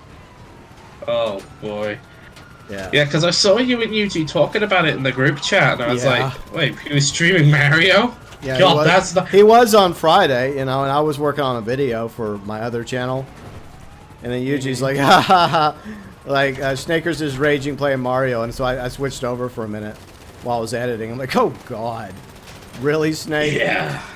Like, dude, it's Super Mario Brothers. I mean, look, like it was like the OG Super Mario Brothers. Yeah, that can be difficult. And if it was like the Lost levels, like, you know, the Japanese version of Oh Mario yeah, 2, I heard like about those. that Are legendary. would. Oh, that'd be horrible. My God, I just can't get away. Like, I'm just trying to run into the hills and dash into the snow, trying to get to Grandma's house, but the cops won't let me. I know, my grandma's long gone, but still, it's the thought that counts, damn it. But, yeah. But yes, Schnaker's was raging harder than I am right now. And he was just playing Super Mario, World 3D? I think he was playing with FDK. Like, so, I mean, FDK seemed to be doing okay. But, like, Schnaker's was not having a good time. And, like, yeah, he literally rage quit after, like, 2 hours. So, like, I never played, like, most of the modern Mario games. So, like, is that one, like, a co-op one? Where it's, yeah, like, Mario yeah, I think and it's a co-op one. I never played it either, but... Oh, okay. Because I played, like, the old school Mario games. Like, like Mario 1 and 2, and then Super Mario Bros. 3, then World, and then Mario 64, and then Mario Sunshine. But, I loved Mario Sunshine. yeah, it was alright. But no, I haven't played these new co-op ones yet. But, I mean, there's also another one that just came out that got some awards, Super Mario Brothers Wonder. Yeah, I think it did it win some awards at the Game Awards? Yeah, I did. Oh, for fuck's sakes, these cops are pissing me the fuck off. I'm getting trapped in here. Dark Brown Wolf, you know, you could shoot at them. I'm just saying. Jesus Christ. Fuck me, this is ridiculous. Oh, and the vehicle's stuck now. This isn't good. Yeah. Oh dear. Alright, try to get it out. Alright. Dark Metal Wolf. Cops, why are you so salty over... I'll take the wheel. Why are you so pissed over one fucking car? I'm absolutely keeping this car now. God damn. Oh my... It is... Come on. What is with this fucking game? Why even a 4-star wanted level? I don't get that. Alright, What baby the drivers devil? getting to work. Oh my god, they're just murdering us. Alright, I said I wasn't going to get as salty as Snakers in Super Mario, but maybe I spoke too soon. Alright. Damn it, I need something with a little bit more punch. Oh my word. Fuck me. God damn it. Damn it, I can't get away from the cops. I'm coming. No, just don't, fuck. Oh, for fuck, just go, fucking go. Run. Alright. Damn game. Damn it. Dude, don't worry about me. Just get the car out of here before it dies and we have to start over. It's alright. We just need to be careful with the rockets. My god. Like, seriously, Rockstar, what the fuck? Why is this fucking 4-star? Like, we haven't even lost a star. Like, what the What fuck is are we this, supposed criminal to... mastermind too, man?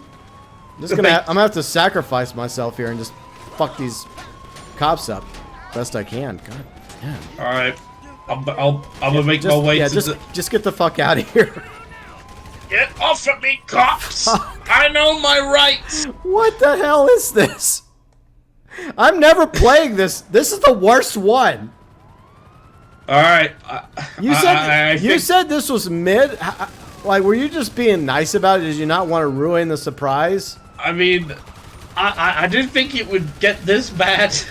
When I did it, I lost him in a short amount of time, but it was still really annoying. But... Well, how the fuck did you lose him? I just drove into the city. Like, I just drive. Yeah, it's not going this well. Like, I don't get it. Oh god. Alright, let's grab a cop car and let's go. Come on, Dark. I'm making my way to the city. I'm almost there. Yeah, I'm almost there. Take what's left of it and hide it in a tunnel, for crying out loud. Fuck. This is nightmare fuel. Oh my goodness. This is a disaster. Like, thanks cops. Thank you for not getting us over. Fuck faces. No, piss the fuck off. God, they fucking stuck us against the fucking pipes. Fuck I'm you. in the sewers. Good. I'm glad. Oh my God, this is a fucking. Right. just get in, Dark Matter Wolf. Get the fuck in. This is going great. No, fuck you, game. This sucks. Oh god. My God, what the hell? Oh lord. What is this bullshit? To quote Voss from Far Cry 3, this is the definition of insanity. This is doing the exact same fucking thing over and over again, expecting shit to change. I don't know why this, like isn't 3 stars like usually like standard operating procedure here? Like, why 4? Like, why so salty, cops? We weren't even killing. You did it? Okay. I've escaped the feds. Okay, I think the problem is, well, I mean, you still have to deliver it, so, like, we're just gonna keep getting pounded and not in a good way. Jeez. Like, come on, officer. At least buy these 2 fine gentlemen dinner first before doing that. I know, right? You know? Maybe a donut or some coffee? You know, before you introduce them to the ass pounder for 1,000, Yeah. buy them dinner. The problem is, I'm quickly having to call a vehicle, and the only vehicle I have available is my unmarked cruiser. Oh, no. It's just a standard vehicle that happens to have, like, lights and sirens on it, so it's not exactly going to provide us with a lot of protection. Because I don't have enough time to call a fucking mechanic. And we're undercover. Well, I wish it would work that way, Dark Matter Wolf, but it doesn't. It would be nice if it did. Like, oh, you guys are just cops. Okay, cool. Never mind. But no, it does. We don't get that immersion, We get fucked. God, you pigs! Piss off! I'm there. I'm here. All right. We're safe. Hopefully this. I think it wraps up. When she. Okay, good. Thank you, Kane. We're free. It's over. We're free. And looks like Yusuf came back to give us a little dance to celebrate us getting through that nightmare. Yeah, I guess he missed us. We're making Arab money. Yeah, I think I need a drink after that. And I don't even drink. Yeah, I'm gonna need a lot of that, Samito tequila after that. Yeah. It's beautiful. The irony is, years ago I complained about getting that thing all the time in Cairo, but now I feel like I bloody need it after what we just went through. No. I wasn't expecting a Yusuf cutscene though, so that's a nice surprise. Yeah, like I got it when I first did when I did the first mission. I think it was the gangbanger one. Okay. I think you only get the mission if you do not the mission. I think you only get this cutscene if you've done your first high paying vehicle first for the first time during an event week. But I did the other ones too, though. That's weird. I don't know. Maybe the cutscene's bugged. I can't remember. Oh well, say lovey. You know what? At least it's good to see my boy Yusuf again. Yeah. I guess that's our reward. You know. Yes. At least that's over. Thank God. Oh. All right. Well, I'm inspect it. Sell. Deliver vehicle. Deliver multiple vehicles. Oh, okay, so that's multiple. Okay. So eventually, I guess we'll be able to sell it. So I think I'm gonna hold on to this baby. My trophy for that saltastic adventure we just went through. God, that was just nightmare fuel. That really was. Yeah, and I guess after that pain we went through, I guess you can get your snacks from the snack bowl back. Oh yeah, yeah. All right, where's this? Oh, there's the snack bowl. Let me grab that. I was down to cigarettes and sprunk and piss wasser.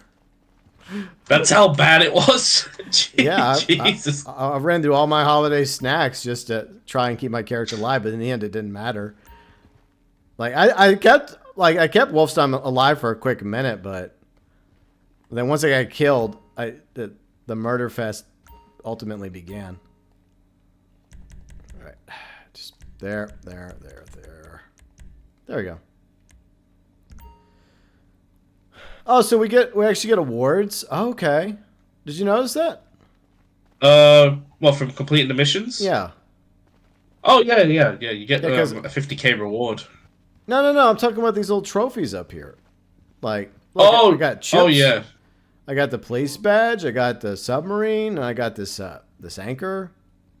And you got a panic little sweater thing as well next to it. Oh yeah, where's the? Oh yeah, the panic sweater. Okay, yeah, because see, I have done these. See, so I don't know why I just got that cutscene. Yeah, I don't know why it just it decided not to give it to you until now. Like, because I got it when I did my first ever one. Yeah, because this one's for the cargo ship, and that one's for the one we did for the police mission. This is for the Diamond Casino, and the arena, and then obviously the submarine. So, okay. I don't know why I didn't just notice that till now, but a nice little small feature by Rockstar. By the way, this video was brought to you by Sprunk Energy. Wait, junk, you traitor! Get your trunk on. From Sprunk to Junk. A little chunk Sprunk combo. You betrayed us. No, me never. All right. Unfortunately, I don't think it's dark enough to pop some fireworks. But maybe we'll just pop some fireworks anyways, just to wrap up the video. There you go. Yeah. Happy New Year. Yeah, Happy New Year. We suffered to celebrate it. Yeah, filthy animal. But, yeah. Final thoughts, Dark Banner Wolf, regarding that mission we just endured. I felt like the cops were after us too much. Yeah, you son of a bitch.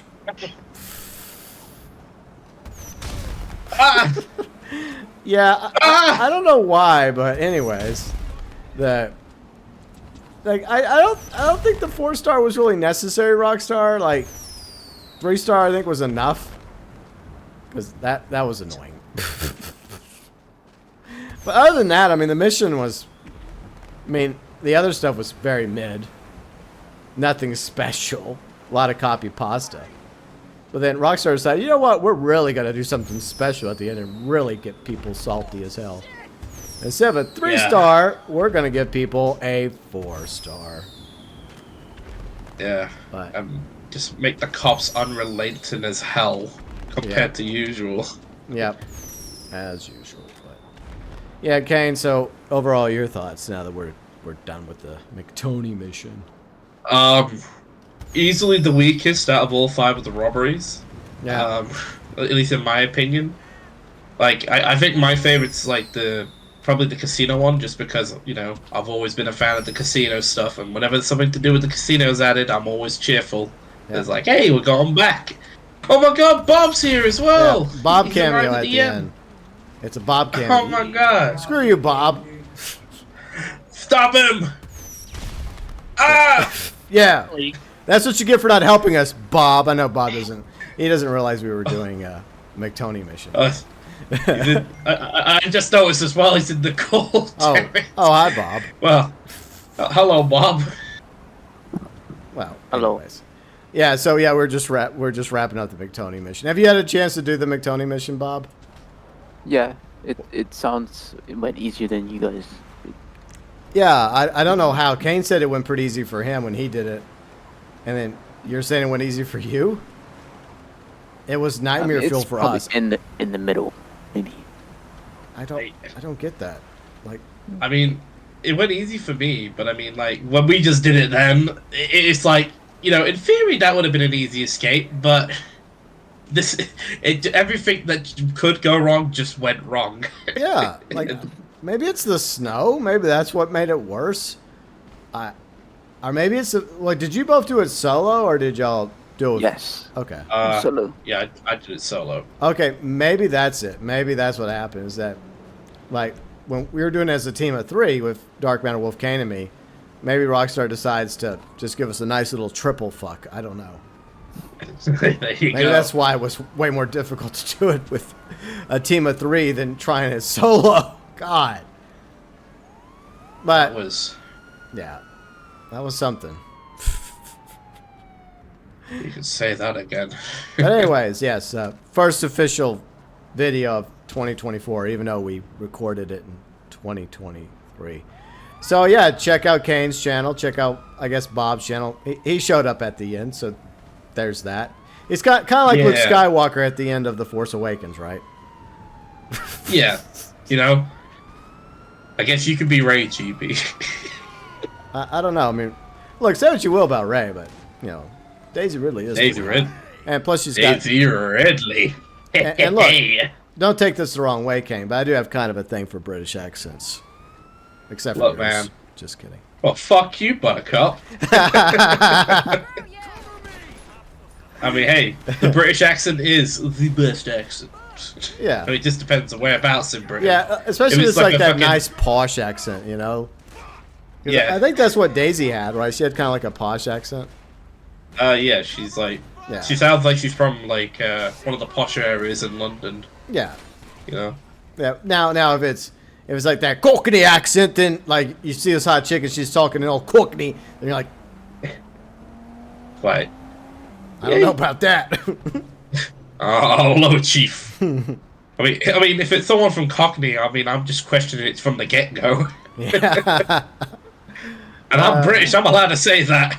Yeah, I'm not. I guess I'm sorry to all my viewers that happen to have a Cockney accent. I apologize. But anyways, yeah, fun video to start off 2024. You know, so before we go, check out Kane's channel, check out Dark Matter Wolf's channel, okay, and check out Bob's channel. He has a PS5 now, so congrats, Bob, on getting a PS5. He's one of us. Yeah, and Ram King also got a PS5, so we have more and more people joining the PS5 King, just in time for the PS6 eventually. So, Yeah. but yeah, check out their channels. Link below in the description section. And yeah, big thank you to all of you, our amazing viewers, subscribers, fans, friends, mods, and of course members who got early access to the video as usual. First video early access for 2024. And yeah, Happy New Year. And I hope 2024 is amazing and awesome sauce for everybody. Hopefully it goes better than how most of 2020 has gone so far. Hopefully. Thoughts, views, opinions regarding the McTony salvage yard submarine 4-star hell robbery. Welcome, as always, below in the comment section.